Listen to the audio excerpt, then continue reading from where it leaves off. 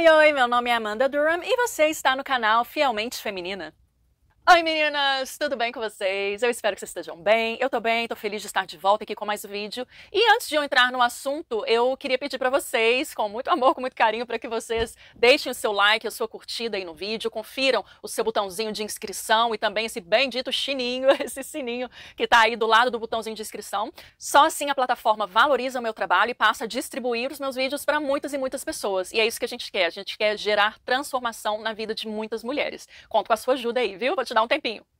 Fez? Feito? Beleza, então. E se você é nova por aqui, saiba que você é muito bem-vinda. Se você quer florescer junto com a gente e ser uma mulher mais parecida com Cristo, uma mulher que vai glorificar a Deus em todas as áreas da sua vida, você é muito bem-vinda. Chega mais, puxa a cadeira, pega o seu café ou seu chazinho e bora lá para mais um vídeo. O título do vídeo de hoje é O Prato de Lentilhas e as Tentações Mundanas. E por que eu tô dando esse título? Bom, quando a gente pensa em prato de lentilhas, a gente pensa na história de Esaú e de Jacó, ambos filhos de Isaac e de Rebeca. Essa história é contada em Gênesis capítulo 25, no capítulo 27 também a gente vê esse desenrolar dessa história. E o que acontece? Jacó era o filho mais novo, Esaú era o filho mais velho. Apesar de eles serem, na verdade, gêmeos, mas segundo a Bíblia a gente vê que Esaú ele saiu do ventre da Rebeca primeiro e depois veio Jacó agarradinho ali no calcanhar de Esaú, né? E o que acontece? Naquela época, naquela cultura, né, essa questão da primogenitura era algo muito importante, que era concedida aos filhos mais velhos, aos primogênitos. E o que esse direito de primogenitura garantia ao filho mais velho? Bom, garantia a ele primeiro o sacerdócio da família, o governo da família. Ele então se tornaria o novo patriarca. Assim que o pai falecesse, o filho mais velho assumiria esse papel. Também lhe garantia bênção dobrada, né, porção dobrada dos bens materiais, dos bens do pai e também de suas terras. E em Gênesis 25, a gente vê essa história se desenrolando de forma bem peculiar, tá? Porque nós vemos que Jacó, o filho mais novo, ele tinha no coração dele ali umas ambições, uns desejos pecaminosos, ele tinha o desejo de assumir o lugar do irmão, né? Então, ter para ele garantido esse direito da primogenitura. Então, em Gênesis 25, a cena é a seguinte. Jacó está na cozinha, cozinhando seu delicioso e apetitoso ensopado de lentilhas, isso a mando da mãe, Rebeca, enquanto Esaú estava fora, estava provavelmente caçando, trabalhando no campo. Então Esaú chega e chega faminto, e já chega falando, né, ó, tô faminto, me dá aí um prato dessa delícia aí, porque eu tô com muita fome. E daí Jacó vira para ele e fala, não vou te dar não, a não ser que você me venda o seu direito de primogenitura. E aí o Esaú fica assim, né, de que me interessa esse direito de primogenitura? Eu quero lá saber disso. Eu tô faminto, me dá esse negócio aí, tá bom, fica com esse trem de primogenitura e me dá esse prato de lentilhas. E aí Jacó insiste, não, mas você precisa jurar que você vai passar para mim o direito de primogenitura.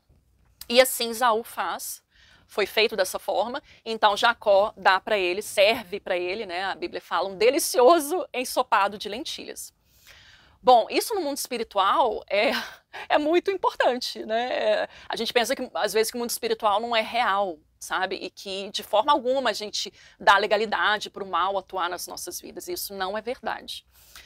Então, essa é uma cena assim, muito interessante que, de forma metafórica, a gente pode tranquilamente aplicar nas nossas vidas e eu vou trazer esse ponto daqui a pouquinho. Em Gênesis 27, a gente tem a certeza de que Jacó e Rebeca, sua mãe, realmente tramaram, eles tramam para que isso aconteça, para que Jacó passe a receber o direito do filho primogênito. A gente vê no capítulo 27 que Rebeca disfarça, coloca ali um disfarce no filho mais novo de Jacó, para que ele se parecesse com Esaú, que Esaú era bem peludo, então ela coloca ali uma pele de animais no Jacó, para que ele pudesse se apresentar perante o pai, que estava já no seu leito de morte, e então o pai pudesse abençoar o filho Jacó, mas pensando que estava abençoando o filho Esaú, o filho mais velho. Então houve toda uma trama para que isso acontecesse, e assim foi feito, gerando profunda tristeza e decepção em Isaac, né, que é o pai de Esaú e Jacó, e profunda amargura no coração de Esaú. Qual que era a tentação mundana de Jacó? Era exatamente essa primogenitura que lhe garantiria bens materiais em dobro, terras em dobro e o governo sobre a família dele. Então, qualquer semelhança com os dias de hoje, com o nosso coração corrupto, não é mera coincidência.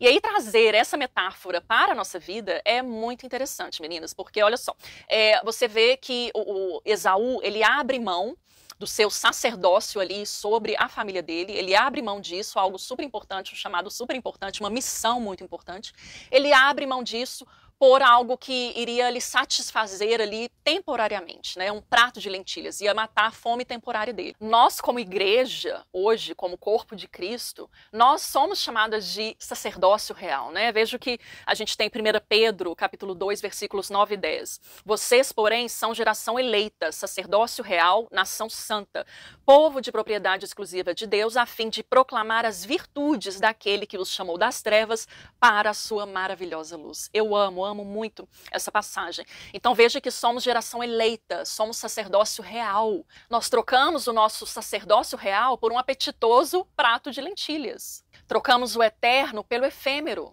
Trocamos muito facilmente rios de água viva que mata a nossa sede de uma vez por todas por pequenos copos de água, copos bonitos, mas pequenos copos de água que matam a nossa sede de forma temporária, de forma momentânea, muito passageira.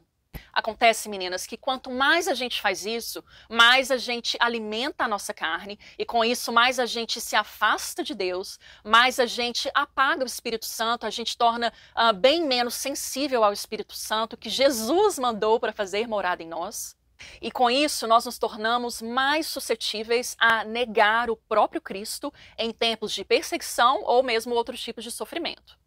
E olha, o mundo espiritual não é brincadeira. Como a gente vê em 1 Pedro, capítulo 5, versículo 8, o diabo, ele anda ao derredor como um leão, procurando, buscando a quem possa tragar. E essa palavra, meninas, é para os crentes. Por isso a gente precisa muito estar vigilantes e sermos prudentes, ok? Porque olha só, pensa bem. Quem não é filho de Deus, quem não pertence a Deus, já pertence ao diabo. Ele não tem que fazer muito esforço, sabe? Ele não tem que estar ali ao derredor esperando por uma oportunidade para atacar. Não. Quem não é filho de Deus já pertence ao diabo, já é filho do diabo. Né? Claro que podendo sempre ser resgatado pelas mãos maravilhosas de Jesus, e a gente ora por isso. Agora, nós crentes, filhas de Deus, a gente não pertence ao diabo, então ele não tem legalidade na nossa vida, mas sim, ele tem sede pela nossa alma, ele tem sede por ver a gente caindo, a gente pecando, a gente negando o próprio Cristo. Então por isso que ele fica ao derredor como um leão, buscando a qual crente, a quem ele pode tragar, a quem ele pode atacar, a quem ele pode destruir, a quem ele pode acusar. Entenderam, meninas? Então, através disso, da legalidade que a gente mesmo dá através dos nossos pecados, o diabo, o inimigo, ele tenta minar a nossa fé, viu? E claro que toda vez que isso acontecer, a gente precisa ir para onde? Para os pés da cruz, em arrependimento, clamando ao Senhor, com realmente assim um coração contrito, sabe? Coração arrependido, disposto a obedecer, a mudar de rota. Aí o diabo vai correr de nós, viu? Então, qual que é o antídoto contra isso? Qual que é o antídoto para que o diabo pare de atuar nas nossas vidas e que ele olhe pra gente e fale assim, eu tô aqui ao derredor dessa mulher aqui, ó, mas eu tô ao derredor dela já tem muito tempo, e não tá acontecendo nada. Ela realmente é uma crente, viu? Essa aí é filha de Deus, essa aí é filha virtuosa. Deixa eu deixar ela em paz um pouquinho, eu vou pra outra. Entendeu? É isso que a gente quer. O antídoto, então, que a gente encontra pra lutar contra isso, contra o diabo, é o quê? Estarmos firmadas na palavra de Deus. Firmadas no nosso fundamento, que é Cristo. E lutar essas batalhas espirituais que são reais e são diárias, lutar com armas espirituais, as armas que Deus concede pra gente, como a gente pode conferir no livro de Efésios, capítulo 6. Olha, e aqui eu gostaria de dar para vocês um testemunho, sabe? Falar de algo muito particular, muito pessoal que aconteceu na minha vida e exatamente com relação a isso. Eu troquei o meu sacerdócio real por um prato barato de lentilhas, mas que realmente parecia muito apetitoso. Isso foi nos meus 3 primeiros anos de conversão, eu me converti em 2013, eu andava em muita rebeldia e teimosia, sabe? Foram oferecidos a mim muitos trabalhos, né? Eu já contei meu testemunho aqui, eu trabalhava como modelo e como atriz, muitos trabalhos que definitivamente não honravam a Deus, de jeito nenhum. Tá? E teve, eu me lembro, esse trabalho muito específico que foi realmente assim um ataque do inimigo, sabe? Era o diabo ao redor e ali ele me manda essa tentação, né? E eu não sei, eu imagino que ele deva ter falado com Deus, olha, vamos ver sua filha aí? Vamos ver o que ela vai fazer? Né? E eu, infelizmente, aceitei esse prato de lentilha, que foi um filme, um curta-metragem que eu fui convidada para fazer, para ser a protagonista desse filme. E qual que era a personagem? Era um demônio. Então eu fiz um demônio feminino que seduzia as suas vítimas e daí matava as vítimas e bebia do seu sangue. Olha que horror! Sem condição, né? Ali praticamente um ritual e eu ali crente, só que não, né? Que crente que é essa, gente? Mas aí eu aceitei o trabalho, foi por fama e foi por dinheiro. Então eu gravei esse filme e assim, nossa, o tempo todo eu me sentia muito pesada, muito oprimida, sabe? Muito opressa mesmo por demônios. E realmente teve a cena de eu bebendo sangue, enfim, aí teve uma cena que os meus olhos ficavam todos pretos, sabe? Sem a parte branca. Uma coisa horrível, garras surgiam das minhas mãos. Horrível, né? Como que isso foi visto, gente, no mundo espiritual? Vocês pensam? Pensa bem, né? Enfim, não é à toa que depois desse filme minha saúde degringolou, assim, nossa, declinou muito rapidamente, viu? E Deus acabou trabalhando muito no meu coração, assim, de forma muito poderosa e muito clara, e eu acabei abandonando tudo, deixando a carreira para trás e saindo do Rio de Janeiro, voltando para as minhas Minas Gerais, viu? Outra situação que eu quero contar para vocês é a seguinte, bom, eu cheguei aí ao cinema e a jantar com um ator muito famoso, muito, não vou falar o nome, claro, mas ele é muito famoso. Eu gravei um comercial com ele e ele, então, entrou em contato comigo, me chamou para jantar e para ir ao cinema e eu fui, tá? E o que acontece? Claro que ele não queria só o cineminha e o jantar, lógico que não, né, meninas? E eu já era crente ali. Mas eu deixei bem claro que eu tinha namorado e tal, e durante a conversa no jantar ele deve ter me detestado, me achado super chata, porque eu falava de Deus, né, falei que eu era evangélica, que eu vivia em santidade nessa área de relacionamento. Eu falei isso pro ator, gente, então vocês imaginam a cara do bichinho, né? Enfim, então eu não fiz nada com esse ator, graças a Deus, o Espírito Santo me impediu, foi o Espírito Santo que me impediu. Se eu não fosse crente, se eu não tivesse o Espírito Santo fazendo morada em mim, me botando esse freio, só Deus sabe o que ia acontecer, viu? Mas então eu fui, por que eu fui para esse jantar? Porque eu estava de olho nos benefícios mundanos que isso poderia me trazer. É o tal prato de lentilha. Assim como o filme lá que eu fiz a demônia, o demônio feminino, né? Eu estava de olho em oportunidades. Ele é um ator famoso e ele é diretor também. Enfim, ele de repente vai me chamar para fazer alguma coisa, para fazer uma série, para fazer um filme, vai me indicar para alguma novela. Esse era o meu pensamento, gente. Que vergonha.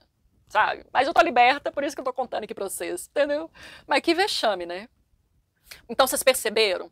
Então, eu tô trazendo isso para que vocês entendam que eu não sou perfeita, que eu não sou um exemplo de moral, sabe? A mais perfeita, a super santa, não.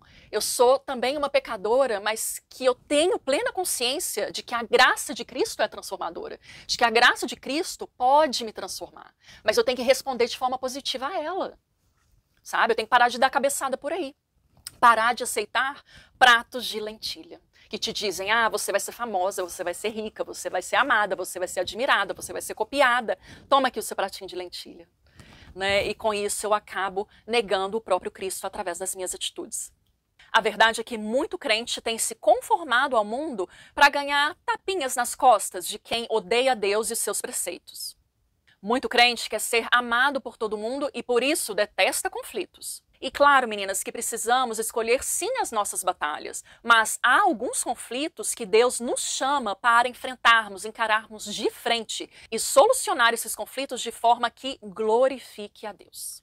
Mas infelizmente, sim, eu falo isso com muita tristeza no meu coração, infelizmente muitos crentes aceitam vários pratos de lentilha só para não ofender os que discordam deles.